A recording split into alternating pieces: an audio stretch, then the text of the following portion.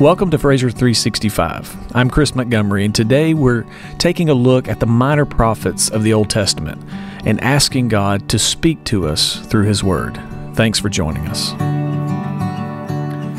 Welcome to day 12 of the Minor Prophets as we continue our study of Hosea.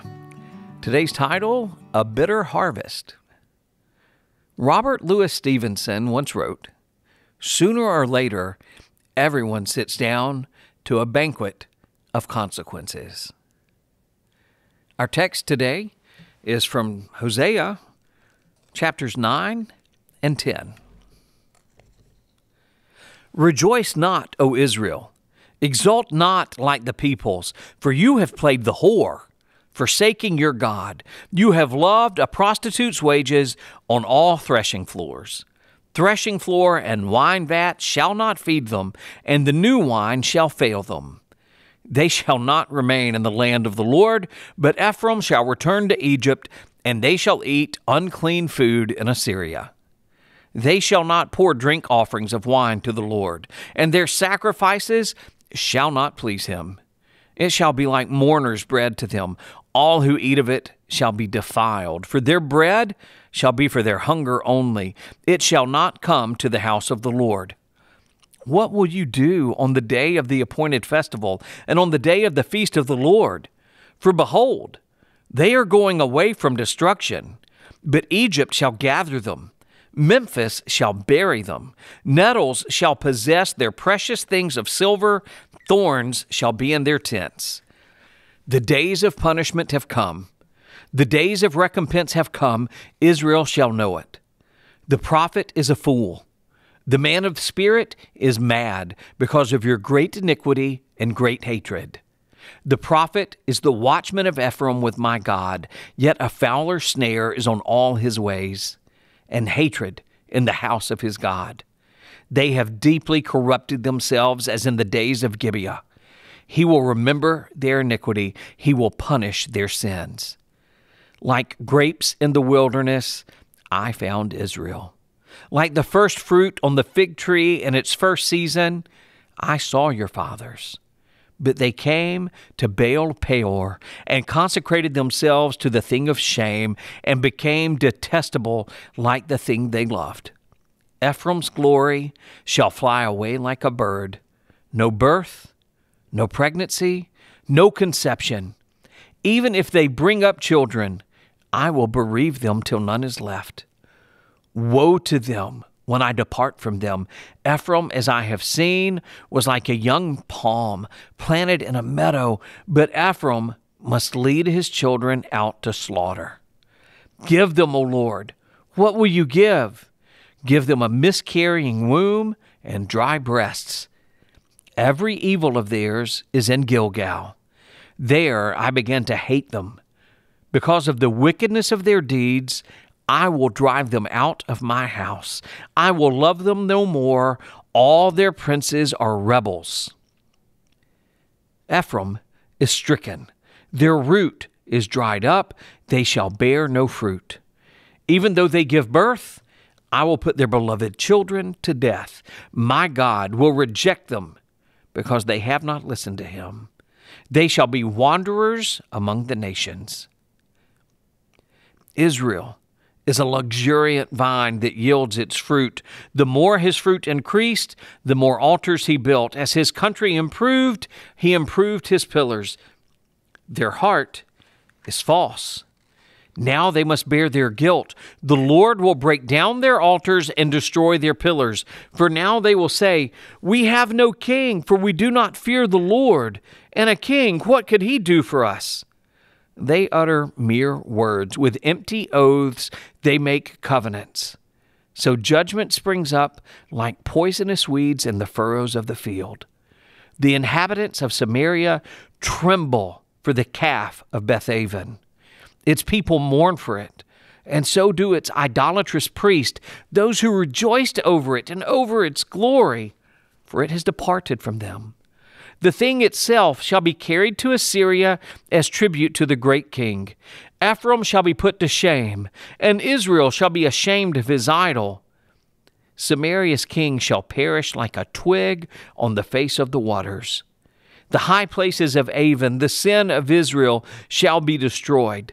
Thorn and thistle shall grow up on their altars, and they shall say to the mountains, cover us, and to the hills, fall on us. From the days of Gibeah, you have sinned, O Israel. There they have continued. Shall not the war against the unjust overtake them in Gibeah? When I please, I will discipline them, and nations shall be gathered against them when they are bound up for their double iniquity. Ephraim was a trained calf that loved to thresh, and I spared her fair neck. But I will put Ephraim to the yoke. Judah must plow. Jacob must harrow for himself. Sow for yourselves righteousness. Reap steadfast love. Break up your fallow ground, for it is the time to seek the Lord, that he may come and rain righteousness upon you. You have plowed iniquity. You have reaped injustice. You have eaten the fruit of lies. Because you have trusted in your own way and in the multitude of your warriors, therefore the tumult of war shall arise among your people, and all your fortresses shall be destroyed. As Shalman destroyed Beth Arbel on the day of battle, mothers were dashed in pieces with their children. Thus it shall be done to you, O Bethel, because of your great evil. At dawn the king of Israel shall be utterly cut off. God planted his people in an incredible land, but they sowed seeds in that land of idolatry. The more God blessed them, the more they turned away from him. The consequences would be a bitter harvest for them and their descendants. Twice in chapter 9, Hosea announces they shall return to Egypt. Later, Hosea 11:5 clarifies that Egypt is an illustration of Assyrian bondage. Hosea utilizes the bondage that Egypt imposed before the Exodus to describe how Israel is now in bondage again. The first time, they were in bondage to slavery. Now, they are in bondage because of their sins. Because of their disobedience and rebellion against God, they will soon face bondage as slaves to the new Egypt, Assyria. Israel ignored God's blessings. Two of these forgotten blessings were God's law for guidance and a tabernacle as a place to worship him. They disobeyed God's law, and the priest corrupted God's house of worship. Now that captivity was imminent, Israel tried to protect themselves from Assyria. Rather than repenting and returning to God, they fortified their towns and sought help from foreign nations. This was considered spiritual adultery, as they left God, their first love.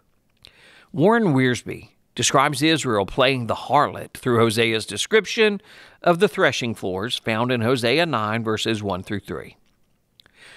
During the harvest season, prostitutes frequented the threshing floors where the men slept to guard the grain. The harvest season was a time of great joy, but there would be no joy in Israel.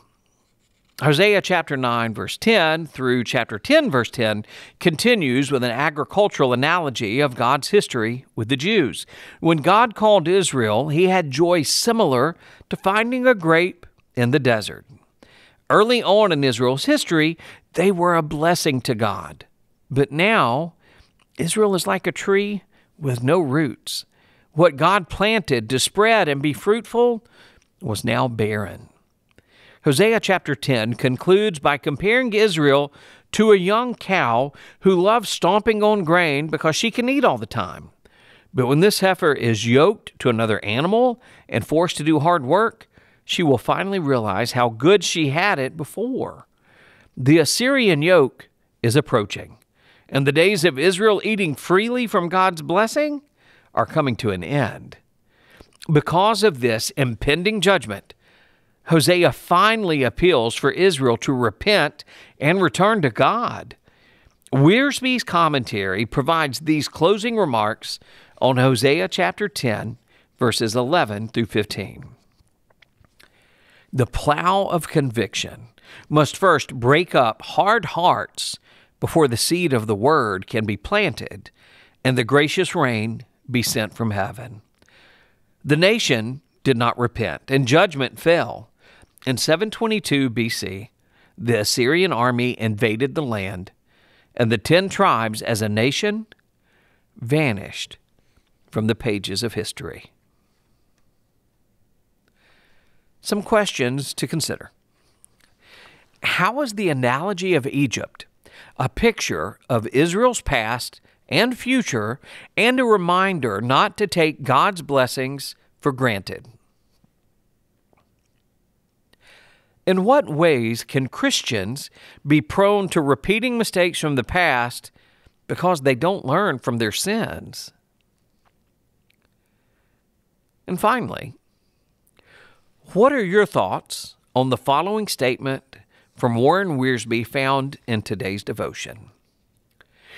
The plow of conviction must first break up hard hearts before the seed of the word can be planted and the gracious rain be sent from heaven. Thanks so much for joining us. Have a great day.